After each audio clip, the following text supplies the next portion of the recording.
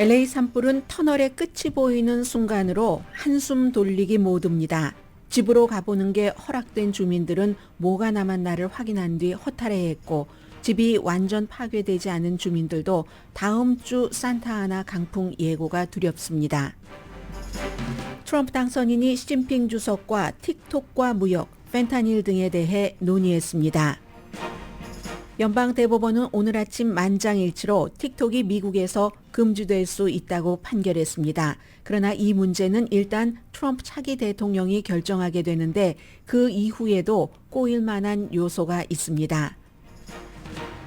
트럼프 내각의 주요 인물 100명은 미국 50개 주에서 적어도 25개 주 출신으로 워싱턴 인사이더와는 거리가 멀다고 USA 투데이가 보도했습니다. 트럼프 당선인 취임식은 로스앤젤레스 시간으로 다음 주 월요일 아침 9시에 시작됩니다. 8년 전에는 희망을 강조하는 보통의 미국 대통령 취임사와는 달리 미국의 대학살이라는 어두운 내용의 취임사였습니다. 그러나 월요일에는 단합과 빛을 강조할 것으로 알려졌습니다. 취임 행사의 성격이나 행사 주제도 상당히 밝음을 강조합니다. 그러나 이벤트, 메시지와 정책은 구분됩니다. 취임식에는 거의 모든 테크업계 CEO들이 참석하지만 엔비디아의 젠슨 황은 빠집니다. 차기 행정부 인준청문회에서 재무장관 지명자는 불공정 무역을 바로잡기 위해서 관세를 활용한다고 했고, 버니 샌더스 의원은 억만장자인 후보자에게 차기 행정부가 극소수 부자 권력자들이 힘을 쓰는 과두제라는 데 동의하느냐고 3번이나 물어봤습니다. 이스라엘이 하마스와의 휴전안 1차 투표를 통과시켰습니다. 휴전 시행은 지금으로서는 당초 예정일보다 하루 뒤인 다음 주 월요일부터 시행될 가능성이 높습니다. 여러분 안녕하십니까? 오늘의 미국 강혜신입니다. 로스앤젤레스 산불도 아주 중요하지만 이제 미국에서 앞으로 4년 동안을 미국의 대통령으로서 세계의 제일 중요한 지도자로서 모든 역할을 하게 될 트럼프 당선인의 취임식이 이제 사흘 남았습니다. 오늘 이제 취임 관련 뉴스를 먼저 전해드릴 텐데요. 아침에 트럼프 당선인과 시진핑 주석이 통화를 했습니다. 그리고 이 전화 통화를 한 것은 아주 중요하죠. 먼저 트럼프 당선인이 대통령에 당선되고 나서 시진핑 중국 국가주석에게 와달라고 취임식에요. 초청장을 보냈습니다. 그 초청장에 응하리라고 생각한 사람은 아무도 없었죠. 당연히 이제 중국의 국가주석은 미국의 대통령보다도 훨씬 이제 권위주의적으로 보이고 해야지 되는데 대통령이 저 위에 단상에 있는데 그 아래에 앉아 있는다는 그림 자체가 맞지도 않고 그래서 이제 그랬는데 오늘 트럼프와 시진핑이 전화 통화를 하기 몇 시간 전에 부주석을 한정을 이제 취임식에 참석하기 위해서 그를 보낸다 이런 발표를 하고 몇 시간 뒤에 트럼프 당선인과 시진핑 주석이 전화 통화를 했습니다. 중국의 고위 지도자가 이렇게 미국 대통령 취임식에 참석하는 것은 처음이니까 중국도 트럼프 대통령과 잘 지내보고 싶다는 것을 충분히 표현을 하게 되는 거죠. 바이든 취임식 때는 특사 보내지 않았습니다. 그때는 물론 팬데믹이기도 했고 팬데믹 그 시기에 중국이 어느 나라보다도 가장 이제 뭔가 사람들이 출국하고 입국하고 하는 것을 까다롭게 했었던 그런 때이기도 하고요. 트럼프의 그럼 일기 때는 그리고 그때는 팬데믹이었기 때문에 바이든 취임식 장도 그다지 이렇게 거대하게 일부러 신경을 쓴다던가 그렇지 않았습니다. 그리고 트럼프 일기 때는 중국 대사가 참석을 했거든요. 보통 이제 그런 외교 사절단들이 오는 게 기본이죠. 기본인데 이번에는 부주석이 국가서열 8위랍니다. 중국에서는 아무튼 높은 사람을 보내는 거예요. 이렇게 이제 이런 일들이 있고 전화 통화를 했는데 이런 얘기는 항상 이제 트럼프 대통령 당선인이 중국보다 먼저 발표를 하죠. 트럼프 대통령 당선인은 본인의 그 소셜미디어 계정에 방금 시진핑 주석과 통화를 했는데 미국에게도 좋고 중국에게도 좋은 통화였습니다. 문제가 많은데 그 문제 우리가 함께 해결할 것이고 즉시 그 문제를 해결하는 것을 시작할 것이다라고 얘기를 했습니다. 당연히 중국과 미국 하면 무역 문제 있죠. 펜타닐 문제 있죠. 틱톡에 대해서도 얘기를 했다고 했습니다. 어떤 얘기를 얼만큼 했는지는 모르겠습니다만은 그래서 시진핑 주석과 트럼프 대통령 당선인 저는 세계를 더욱 평화롭고 안전하게 만들기 위해 가능한 모든 일을 할 것입니다. 어제는 그 트럼프 대통령 당선인이 평소에 늘 못마땅해 했었던 캘리포니아, 로스앤젤레스임에도 불구하고 나는 미국의 대통령이다 하면서 로스앤젤레스 올림픽도 성공하게 모든 것을 지원할 것이고 캘리포니아, LA 산불에도 연방정부가 할 수 있는 모든 지원을 하고 대통령에 당선되면 LA 산불 지역을 방문을 하겠다고 대통령으로서 이렇게 밝혔고 오늘도 지금까지 이제 선거가 끝나고 나서 계속 중국을 압박을 했죠. 관세 등등으로. 그러나 함께 할 수도 있다는 그런 길을 열어놓긴 했습니다. 이런 것을 보면서 한국을 생각하게 되죠. 한국도 뭐 많은 사람들이 오잖아요. 뭐 전광훈 목사가 나 초대장 받았다 뭐 이렇게 얘기를 제일 처음 시작한 것 같은데 그런데 이제 의미 있는 그 사람들이 많이 와서 관계자들도 만나고 하는 것이 상당히 중요한데 한국은 참 아쉽다 하는 생각이 들고요. 보통은 이제 외교 사절이 많이 그 주미 그 대사들이 많이 참여를 하지만 특히 트럼프 대통령 당선인과 아주 그 친한 사람들이요. 뭐 아르헨티나 대통령이라든가 이탈리아 총리라든가 하비에르 밀레르 그리고 무슨 뭐 멜로니 총리라든가 일본은 외무상이 뭐 온다는 것 같죠. 이런 식으로 한국이 좀 아쉽다 하는 생각은 들었고요. 그리고 이제 틱톡의 경우는 오늘 아침에 연방 대법원에서 이건 트럼프 당선인에게는 별로 좋지 않은 그런 그 판결인데 만장일치로 뭐 보수고 진보고 상관없이 연방 그 의회에서 초당적으로 틱톡의 그 모 회사가 바이트댄스가 미국 사람들에게 팔리지 않으면은 이걸 이제 19일 밤부터니까 일요일 아침부터가 되겠네요. 미국에서 사용할 수 없도록 초당적으로 원방 의회에서 통과시킨 것을 그대로 지지를 하는 판결을 내렸습니다. 이 소송은 표현의 자유다. 수정헌법 위배다 하고 소송이 들어간 것에 대해서 아니라고 이게 이제 미국 안보에 위배가 된다는 그런 이제 연방 그 의회의 판결을 이제 손을 만장일치 거의 안 나오는데 만장일치로 나온 것이죠. 그래서 이 트럼프 대통령 당선인이 이거 좀 연기해달라라고 긴급 요청을 했었는데 오히려 연방 대법원은 빨리 서둘러서 이건 이제 그 금지할 수 있다. 이 위헌이 아니다, 합헌이다라고 판결을 내렸습니다. 그런데 거기서 끝나는 게 아니라 그렇다고 일요일에 이게 당장 틱톡이 금지되는 것도 아니고 아닌 것도 아니고 애매하거든요. 1억 7천만 명이나 미국 사람들이 쓰고 있는데 기본적으로는 1월 19일이 일요일이니까 마지막 그 바이든 대통령의 임기 마지막 풀데이입니다. 그래서 바이든 측에서 뭐라고 얘기하냐면요. 그동안 이제 이걸 막아야지 된다고 했으니까. 그런데 내가 임기 하루 남은 날 이런 중대한 결정을 하는 것은 좀 맞지 않는다.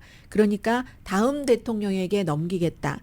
바이든 대통령과 트럼프 차기 대통령의 틱톡에 관한 입장은 반대입니다. 반대인데도 불구하고 하루밖에 안 남았는데 이 하루를 내가 결정하는 것은 아니다 해서 이걸 이제 트럼프 대통령 당선인에게 넘겼고요.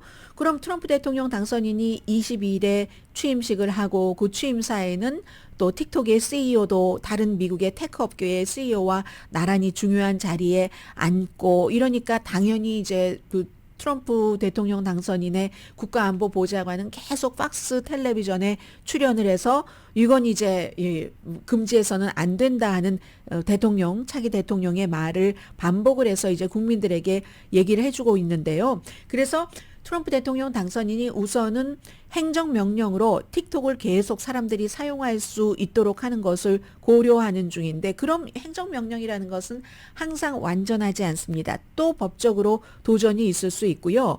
그리고 이것은 아무리 지금 테크업계의 많은 CEO들이 트럼프 대통령 발밑에 엎드려 넘겨서 우리 알아서 다 뭐 원하시는 대로 해드리겠습니다. 하지만 이게 또 쉽지가 않은 겁니다. 뭐 하루에 벌금이 얼마라고 하던가요? 굉장히 많은 오자가 들어가는 그런 굉장히 많은 그 벌금인데 2024년도에 연방의회에서 통과시킨 법에 따라서 연방 대법원도 이렇게 판결을 내렸기 때문에 계속 사람들이 사용할 수 있도록 한다면은 앱스토어라든가 클라우드 컴퓨팅 그런 그 기업들은 벌금을 물어야지 되니까 계속 그렇게 할 수 있을까? 이게 또 의문이고요. 물론 지금 앱을 다운로드를 받으셨던 분들은 그 앱스토어들이 그걸 문 닫지 않는 때까지는 새로는 다시는 다운로드를 못 받는다 할지라도 쓸 수 있을지도 모르지만 불안하잖아요. 그리고 이제 본인들의 기록이기도 하고 장사하시는 분들이나 아니면 어떤 표현의 자유로 그 틱톡에 그 영상을 올리시는 분들이나 그래서 기록인데 내가 어떻게 될지도 모르는데 하느니 그냥 다른 데로 가자 이렇게 생각하시는 분들도 계실 테고 해서 앞으로의 전망은 어떻게 될지 알 수 없을 것 같습니다. 기본적으로는 뭐 트럼프 대통령 당선인이 취임식장에 그 슈지추 이 틱톡의 CEO를 초대를 했다고 하니까 가능하면 대통령이 할 수 있는 대로 잘해주겠다는 이런 뜻으로는 보이지만 그 뒤는 알 수가 없습니다. 그리고 틱톡을 제일 먼저 금지시켜야지 된다라고 주장을 했었던 사람은 트럼프였고 트럼프가 임기 1기 대통령 때 그러나 임기 2기 후보에서 선거 캠페인을 하면서 틱톡 관계자들 미국 사람들도 많이 투자했으니까요. 그런 사람들로부터 투자도 많이 받고 하면서 마음이 바뀌었습니다. 자, 그리고는 이런 그 보여지는 것들이 굉장히 중요하죠. 미국의 이제 정치인들의 뭐 퍼스트 레이디의 의상이라든가 이런 것들이 중요한 것처럼 새로운 차기 대통령과 부통령의 공식적인 초상화가 나중에도 이제 끝나고 나서도 그려지는데 이건 이제 딱 백악관에 걸어놓는 얼굴 있는 딱 그 반신도 안 되는 이 정도 가슴까지 내려오는 그런 이제 초상화가 발표가 됐는데 이것도 굉장히 의미가 있죠. 그리고 기본적으로는 이제 벌금을 이번에 준다고 하는데 타일을요. 트럼프 차기 대통령이나 JD 벤스 차기 부통령이나 전부 파란색 타일을 맸습니다. 지난번에 지미 카러 전 대통령 장례식장에서는 장례식이니까 사람들이 검은색이나 아니면 짙은 곤색 양복을 입고 역시 또 민주당 대통령이죠 하니까 뭐 빨간색은 또 그렇고 장례식에서 하니까 짙은 곤색이나 파란색 타일을 맸는데 그때에 맸던 짙은 곤색이나 파란색 타일보다 더 푸르른 그런 블루에 더 가까운 하늘색에 더 가까운 그런 타일을 맸다는 것이 좀 눈에 띄었고요. 당연히 그 미국 그 성조기 피는 달고 있었고 트럼프 대통령 당선인은 8년 전에는 활짝 웃는 모습이었습니다. 들어갈 때 만든 초상화가 이번에는요. 굉장히 뭐라고 할까요? 조지 워싱턴 대학교의 정치학과의 쿼드리코스 드리스켈 이 교수의 그 표현에 따르면 뭐 이런 사람들이 다 이런 거 분석하는 사람이니까요. 반항적인 이미지 그리고 어떤 법적인 여러 가지 역경을 극복한 대통령이잖아요. 그래서 회복 뭐 힘의 상징으로 바꾸고 싶어 한 것 같다. 뭐 지난번과 너무나 또 대조적이니까 웃던 것과 그리고 많은 사람들이 이거 지난번에 뭐 그 기소되고 머그샷 같아 하는데 본인들은 이 트럼프 측에서는 머그샷은 아니라고 합니다. 어쨌든 강함, 굉장히 도전적인 그런 모습 딱 그 노려보는 이런 모습이고요. 그에 비해서 JD 벤스의 초상화는 대통령과 또 구분되게 가슴까지 내려왔네요. 이렇게 팔짱을 낀 거 보니까 굉장히 밝게 웃는 모습. JD 벤스의 초상화에서 한 가지 특징이 있다면 보통 때는 아이라인을 짙게 그리는데 이거 공식 초상화에서는 아이라인을 안 그렸네요. 그래서 눈이 그 짙은 그 아이라인 그린 것과는 다른 그런 모습이다. 그리고는 이제 월요일에 딱 그 오늘의 미국이 시작되는 그때네요.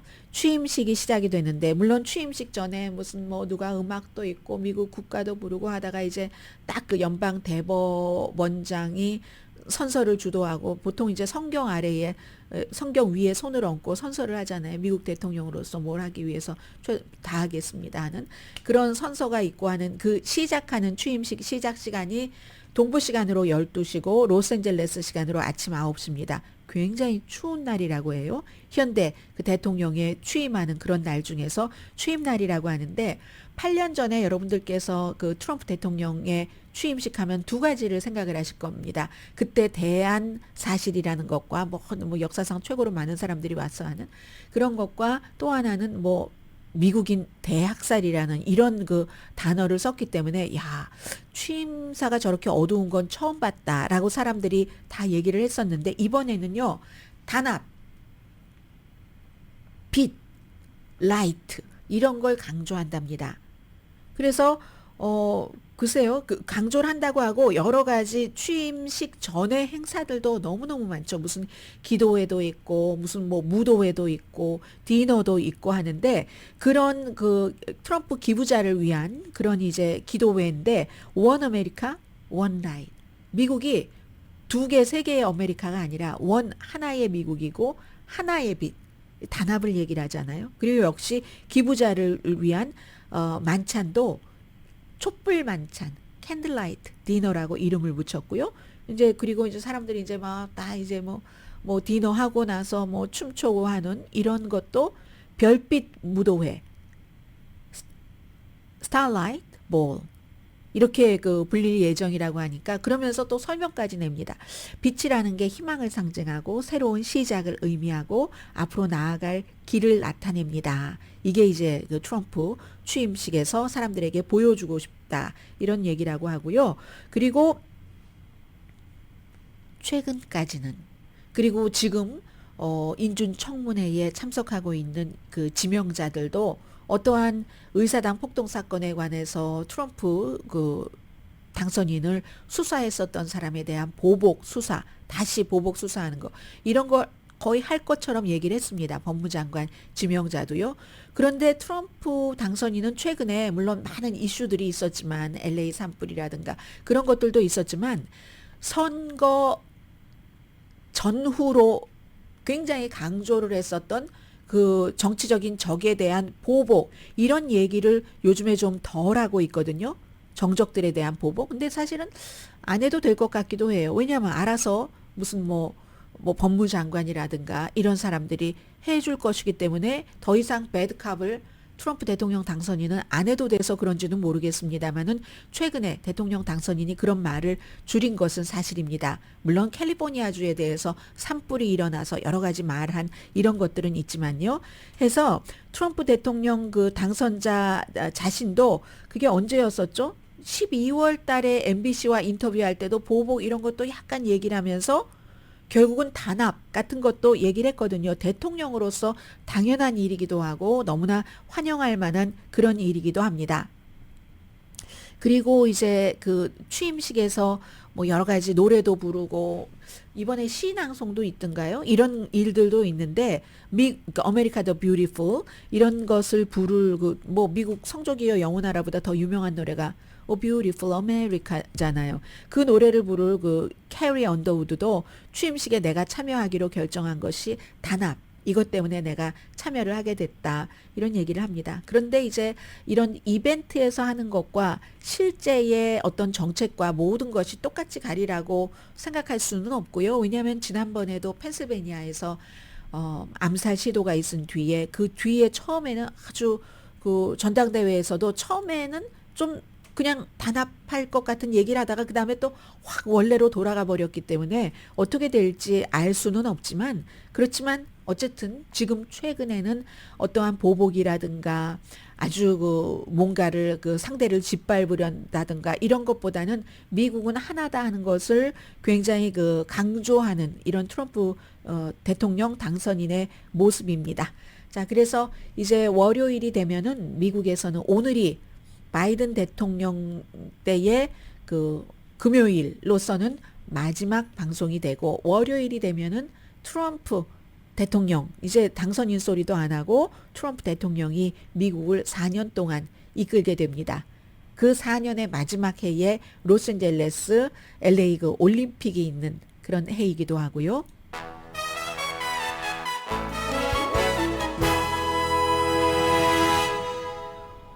오늘의 미국은 전문가가 추천하는 이민법, 가정법 전문 재인정 종합법률사무소, 총 20억 달러 승소, 교통사고와 상해 전문 브라이언 타필라와 CG 변호사 그룹, 제비용자 홈에퀴리 라인 오브 크레딧, 급한 하드머니도 정말 쉽게 잘하는 융자나라, 세계 최초 AD와 인공지능 마사지 체어 디오스를 사이프러스 카후나 본사에서 체험하세요.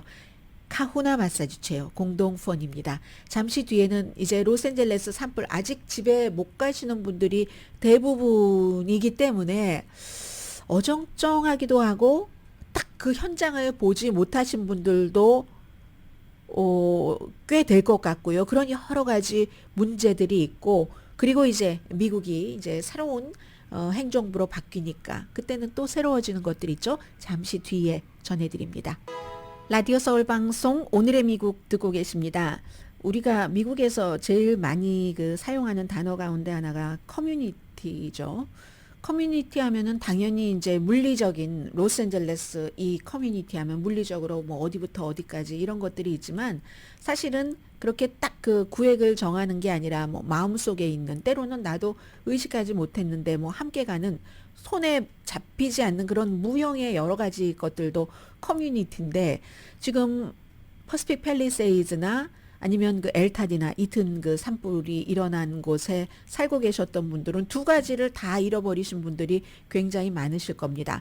오늘 로스앤젤레스 타임즈 일면을 보면은요, 전체적으로 지금 전부 이제는 아주 세세하게 퍼시픽 팰리세이즈에서 어떤 집들이 동네가 완전 다 불탔어요. 뭐 엘타디나도 마찬가지고, 그리고는 이제 이 생존자, 어떤 생존자는 아주 뭐죠? 죄책감을 느낀답니다.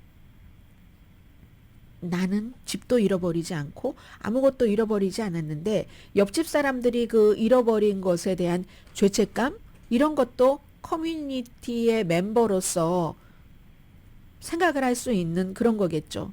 지금 이제 다음 주에 또 다시 그 강한 강풍이 불 수도 있다고 얘기를 하는데, 집으로 허락되는 게 집으로 가는 허락을 받으신 주민들 가보면은, 그러면 이제 또 약간의 그 실감이 나면서 뭐가 남았나 찾아봐도 남은 게 없으면 허탈하시겠죠. 그리고 앞으로도 몇 주일 동안이나 집에 가시지 못하는 분들도 많이 계십니다. 불은 그곳에서 더 이상 일어나지 않더라도 집을 지으려면 우리가 많은 그 유독성 물질들이 있기 때문에, 그래서 이제 그 본인의 집인데도 집으로 가는 것을 허락하지 않고, 물도 지금 뭐 병물 사서 드셔야지 된다고 하고, 그럼에도 불구하고 도시가 함께 애도하고 함께 희망도 품는다. 이게 이제 커뮤니티라는 얘기인데, 로스앤젤레스 타임즈가 산불로 황폐해진 로스앤젤레스가 잠시 지금 휴식을 취하고 있다. 로스앤젤레스가 휴식을 취하고 있는 건지, 제가 이 문장을 보면서 산불이 휴식을 취하고 있는 건지 모르겠다라고 생각을 했는데, 다음 주에 다시 이제 산불이 좋아할 만한 날씨가 올 위험이 커지고 있다, 이렇게 보도를 했습니다. 뉴욕타임스도 분열된 도시가 함께 애도하고 함께 희망을 품으면서 파괴 속에서 커뮤니티가 사라졌는데도 이 물리적으로나 아니면 그런 여러 가지, 왜냐하면은 어렸을 때부터 계속 그 동네에 살았던 사람은 예를 들어서 학교 가기 위해서 그 동네를 떠났어도 방학 때 집으로 다시 오면 왜 그거 우리 집 같은 그런 거 있잖아요. 뭐 엄마가 해주는 김치 콩나물국을 먹는 것 같은 그런 시원함과 따뜻함 같은 거, 이게 이제 다 없어졌는데도 유대감을 아무튼 찾고 있다. 이게 뉴욕타임스입니다. 그래서 옷 같은 것들도 누가 입던 옷이 아니라 새 옷들 많이 이렇게 기부하고 사람들이 거기서 찾아가고 하는 모습들 지금 전하고 있네요. 그리고 워싱턴 포스트는 로스앤젤레스를 강타한 새로운 형태의 도시 화재다. 이게 와일드 파이어라고만 할 수가 없죠. 와일드 파이어로 시작해서 퍼시픽 팰리세이즈에서도 트레일 코스에서 시작해서 집터로 온 것이고, 엘타디나에서도 그 샌 가브리엘 마운틴에서 점점 남쪽으로 집으로 내려온 것이기 때문에, 그것을 이 워싱턴 포스트가요 간단히 표현을 해줬습니다. 요즘에 우리가 계속 얘기하고 있는 위플래시라는, 아주 날씨의 변동이 심해서 이렇게 딱 이런 일이 일어나는 것을 맨 아래 어떻게 했냐면요, 남가주에 어떻게 이 산불이 재앙으로 번졌는가 이걸 설명을 딱 해주고 지도가 이제 집이 다 탄 곳이 더 많은 그런 지역을 딱 찍었네요. 그래서 로스앤젤레스 지역이 겨울인데도 더웠고 핫했고 그리고 건조했는데 그런 날씨가 어떠한 초목을 굉장히 마르게 했다. 그리고 나서 바람이 불어왔는데 당연히 이제 그 초목이 불쏘시개가 된 것은 우리가 뭐 상상하는 그대로인데 그래서 바람이 방향이 어느 쪽으로 가느냐가 중요하잖아요. 산 쪽으로 올라가느냐 바다 쪽으로 가느냐가 아니고 이건 사람들이 살고 있는 집터 쪽으로 왔죠. 집터 쪽으로 왔었을 때 오래된 집들 화재에 견디기 힘든 그런 그 어떤 그 건축 자재로 지어진 집들도 집 자체가 또 불쏘시개가 돼서 이렇게 대재앙이 돼버렸다. 이런 것을 이제 워싱턴 포스트가 보도를 했습니다. 아무튼 그 뉴욕타임스는 그 기사 자세히 읽어보니까 특히 이제 부모님들이 뭐를 서운해 하시냐면요. 아이들이 어렸을 때부터 이제 스포츠를 즐겼던 어떤 레크리에이션 센터 같은 거 다 없어져 버렸고요. 학교도 탔죠. 교회도 탔어요. 가게도 없고 도서관도 없고 그런 것들. 그리고는 이제 퍼시픽 팰리세이즈 같은 경우는 제일 과거로 돌아가면 당연히 원주민이 살았겠죠. 그 다음에 거기에 주인이 이제 스페인 사람들 그리고 멕시코 사람들 1850년대가 돼서야지 이제 로스앤젤레스가 되는 것이니까는요. 캘리포니아가 된 게 1850년 그 전에 이게 그러네요. 멕시코 그 전에 스페인 그 전에 원주민 그런데 가장 이제 고도로 발달됐다는 그런 이제 로스앤젤레스 캘리포니아 미국이 되고 나서 이걸 성장하고 혁신하고 이런 걸 많이 하다가 다 또 탔어요. 원래의 부분적으로는 어떤 지역은 무로 돌아갔죠. 그러나 여기서 워낙에 이 로스앤젤레스가 퍼시픽 팰리세이즈나 엘타디나나 다른 또 뭐 헐스트 산불이 난 그런 지역이나 성장하고 혁신하고 변화하는 곳이기 때문에 결국은 지금은 당연히 이 뉴욕타임스 표현입니다. 애도할 때다. 도울 때고 치유할 때다. 그러나 다시 시작할 거다. 저는 로스앤젤레스는 항상 그 헐리우드이 있는 곳이잖아요. 제가 이렇게 웃으면서 말씀드릴 수 있는 것이 속편이 좋았으면 좋겠다. 지금은 이제 퍼시픽 팰리세이즈나 또 엘타디나나 그 커뮤니티 차원에서도 그렇고 사실은 우리가 커뮤니티 차원보다는 그 집에 살고 계셨던 한 분 한 분의 그 사연들을 생각하면 말씀을 일일이 안 드려서 그렇지 그게 훨씬 이제 마음이 가는 부분이잖아요. 그 모든 분들께 한인분들께도 속편이 더 좋았으면 좋겠다 이런 바람을 해봅니다. 지금 뭐 소방국장 사임해라, LA 시장, 뭐 또 캘리포니아 주지사 이런 사람들에 대한 비난도 굉장히 많지만 더 중요한 것은 지금 렌트 시장이 굉장히 사람들이 또 바가지 요금도 씌운다고 하니까 이런 것을 어떻게 딱 불침번을 해서 우리가 막아서 그분들께 조금이라도 도움이 될까 뭐 이런 것들인 것 같고요. 레이디 가가 등이 이제 큰 콘서트를 해서 뭔가 사람들 기운도 주고 뭐 좀 지원도 하고 뭐 퍼시픽 팰리세이즈라고 다 부자만 엄청난 부자만 살고 있었겠습니까? 또 꼭 그런 건 아니잖아요. 거기서 스몰 비즈니스를 빚을 내서 하셨던 분들도 계실지 모르는 거고 뭐 엘타디나도 마찬가지고요. 아무튼 LA 속편이 더 잘 나왔으면 좋겠다. 또 하나는 이 산불 기세가 잠시 쉬는 게 아니라 그냥 좀 푹 쉬었으면 좋겠어요. 바람이 산타아나 바람이 그런 생각 듭니다. 자 그리고 지금 한 가지를 더 말씀드리고 싶은데요. 조금 긴 기사 오늘 USA 투데이의 일변에 어떤 내용이 실렸냐면요. 맨 위에는 그 바이든의 페어웰 어제 말씀을 드렸습니다. 굉장히 따뜻했지만 경고성이 있었다. 이게 이제 과두제에 대한 경고잖아요. 그리고 그 아래 보면 훨씬 더 큰 분량으로 지금 어떤 관점이 변하고 있다. 관점이 완전히 바뀌고 있다. 근데 이 USA 투데이는 이 트럼프 대통령 이제 취임하면서 기사를 쓴 건데 워싱턴에 인사이더가 많은 게 아니라 트럼프 대통령 당선인 행정부에서 일할 사람들은 아웃사이더, 다른 굉장히 그 주별로 다양한 사람들이 그 안에 들어갔다 하는 것을 얘기를 해주고 있거든요. 물론 다양한 사람이 들어가서 모든 것을 다 다양하게 할지, 그럼 왜 다양한 사람이 들어가게 됐는지 이런 사연은 다 구구절절이 뭐가 있겠지만 어쨌든 역대 현대 대통령 누구보다도 굉장히 그 다양하게 각 주에서 많은 사람들이 갔다는 건데 특히 플로리다에서 많이 갔죠. 뉴욕에서도 많이 갔죠. 성격이 좀 다르지만 뉴욕에서는 부자들, 헤지펀드, 억만장자 이런 사람들이 이제 상무장관, 재무장관 이런 것으로 들어갔고 플로리다주에서는 뭐 법무장관 지명자라든가 지금 될 거예요. 어차피 그런 사람들 어떤 이상 이런 걸 이제 같이 하는 이런 사람들이 많이 들어갔는데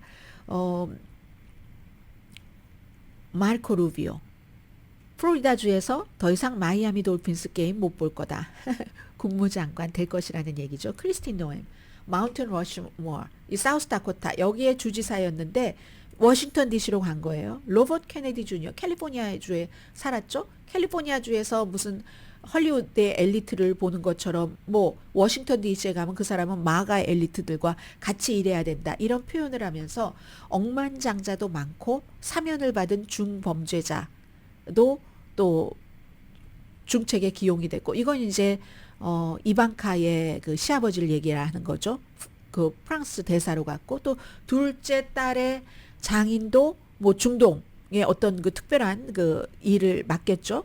그 밖에는 마랄라고의 멤버 그리고 트럼프의 개인 변호사들 워싱턴에서는 일부다. 이게 다른 대통령들과 다르다 하는 겁니다. Make America Great Again 기반으로 백악관과 연방기구에 다 이런 사람들이 들어가서 거의 100명을 리뷰를 했더니 50명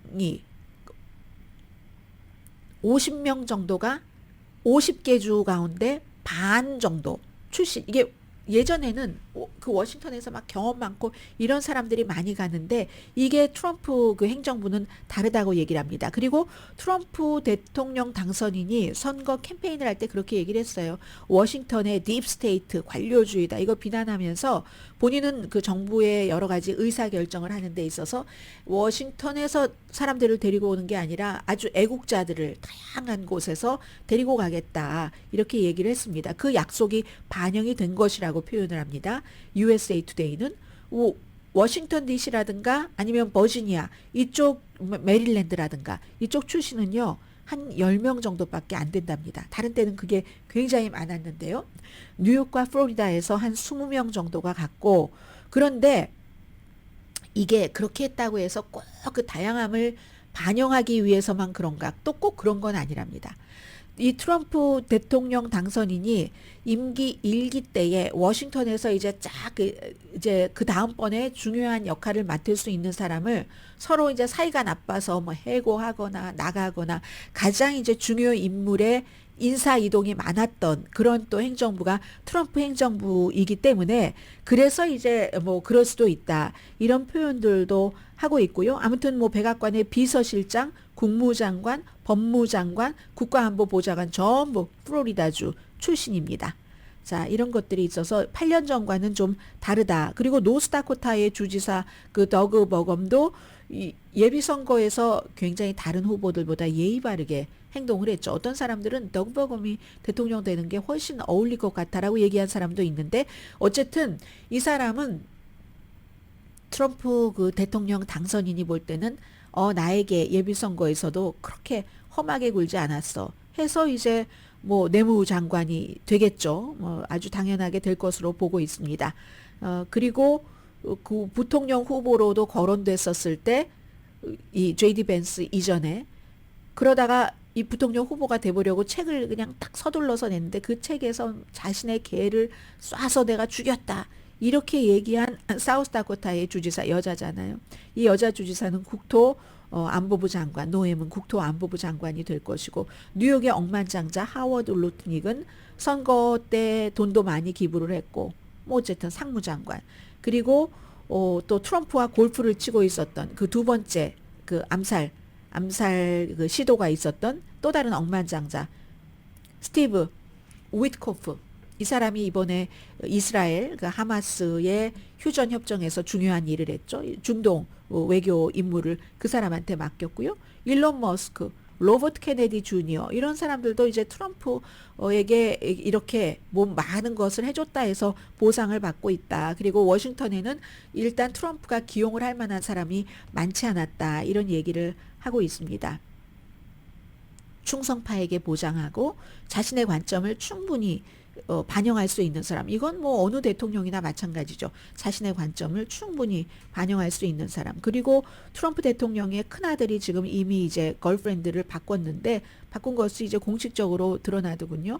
그 원래 걸프렌드였던 뭐 kimberly guilford에게도 큰 일을 주고 워싱턴 기반의 사람들을 고용할 수 없었을 것이다. 이제 USA Today가 그렇게 보고 있고요. 그리고는 또 헤리티지 재단 출신 사람들이 큰 역할을 많이 맡았습니다. 헤리티지 재단과 나하고 상관이 없어.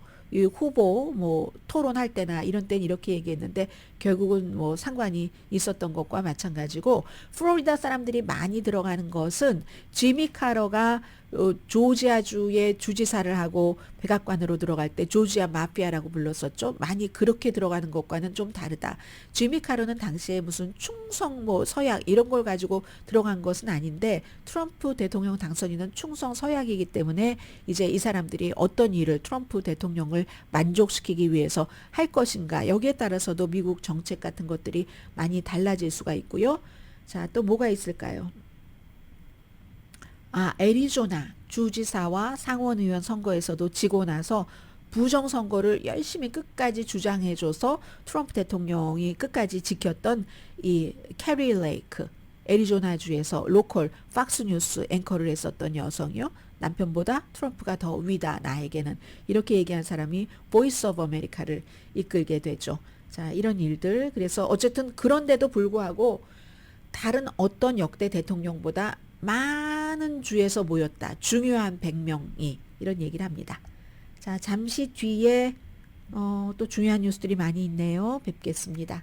라디오 서울 방송 오늘의 미국 듣고 계십니다. 이 트럼프 대통령 그 당선인 취임식에 아주 테크놀로지 업계 사람들 다 가잖아요. 알파벳 CEO, 메타 CEO, 또 제프 베이조스, 워싱턴 포스트 사주이기도 하면서 아마존, 또 누가 있나요? 오픈 AI CEO, 샘 알트만 이런 애플 팀 쿡도 가고 다 이제 나란히 일론 머스크와 같지 않겠죠? 뭐 일론 머스크는 조금 다른 자리를 주려나요?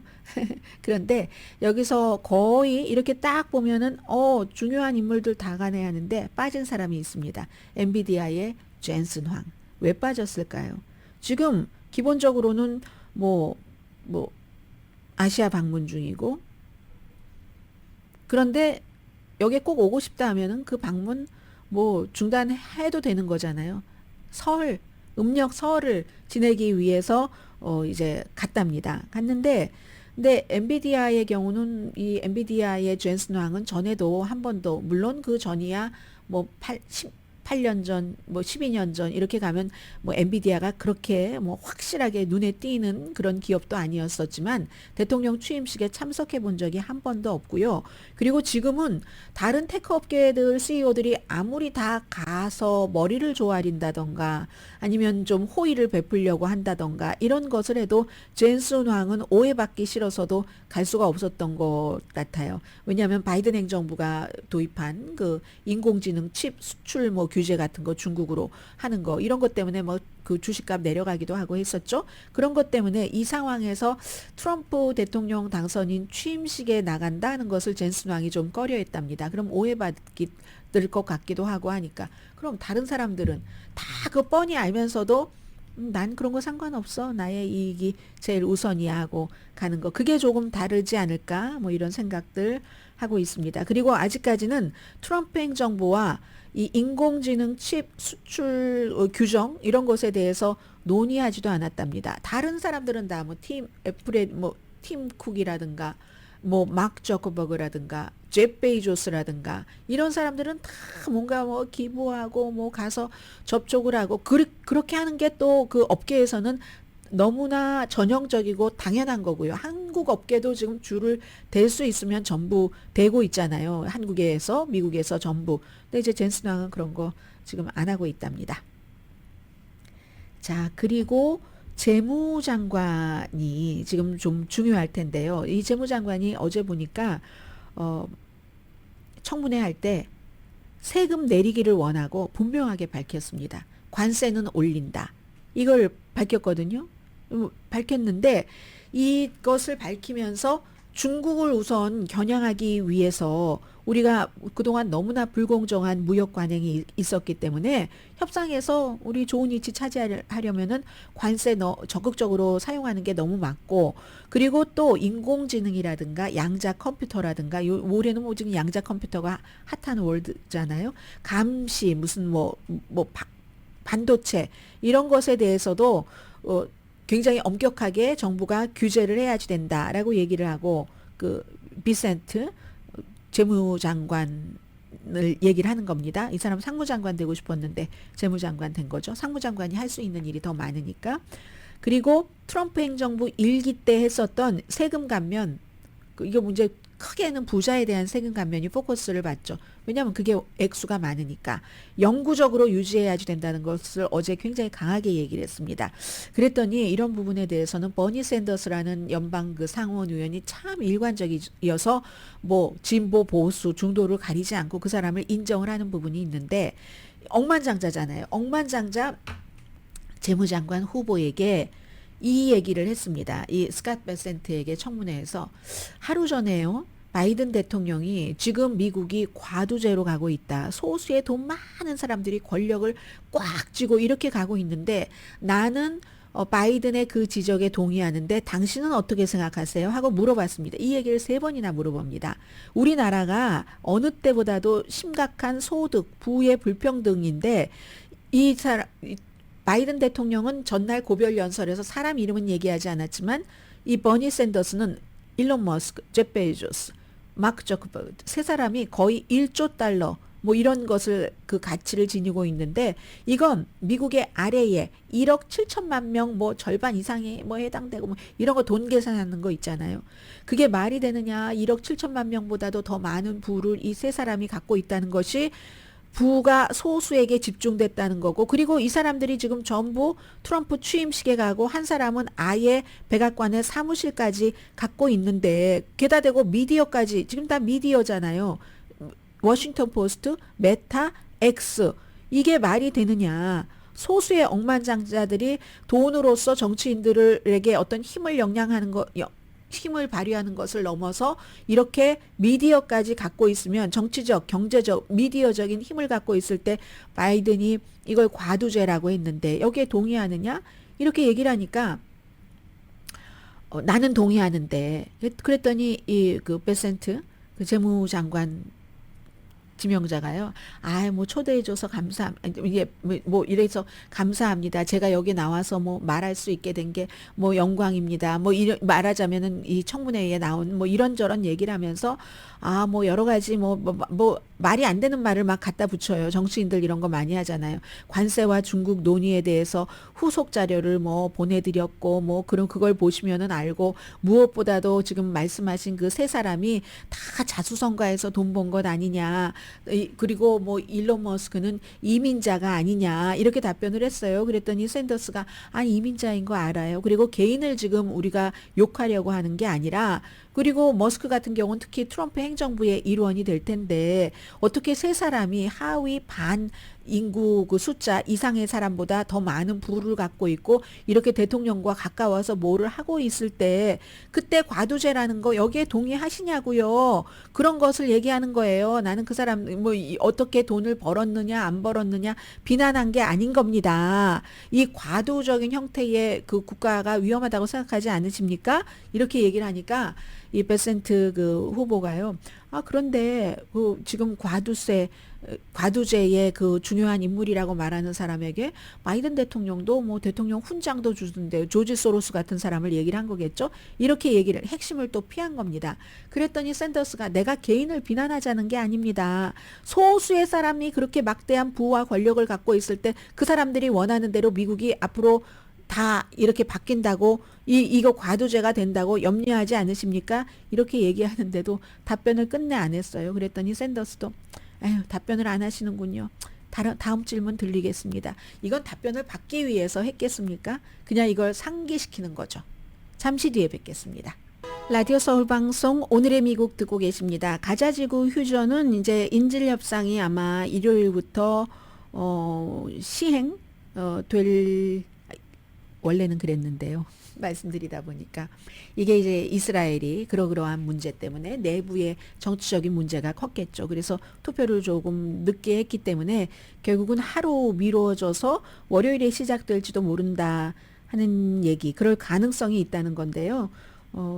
글쎄요. 또 이스라엘 내부에서 항상 이런 중요한 일들은 될 것 같다가 안 될 것 같다, 될 것 같다, 안 될 것 같다 하는 게 참 많습니다. 예전에 그 북한이 어떠한 그 협상이 활발하게 진행될 때는 항상 마지막까지 다 갔다가 안 됐다가 이런 일들이 많잖아요. 일단 지금은 기본적으로 하마스나 이스라엘 쪽에서 협상은 하겠다라고 얘기를 했고요. 가자지구 내부에서 이거 협상해서 집으로 돌아갈 수 있는가 했다가 다시 또 집으로 돌아가지 못한다고 하니까 엄청 사람들이 화가 났다고 얘기를 합니다. 어쨌든 그리고 이게 이제 휴전이 이루어지고 사람들이 집으로 돌아가고 인질들이 집으로 돌아오고 해도 가자지구의 경우는요.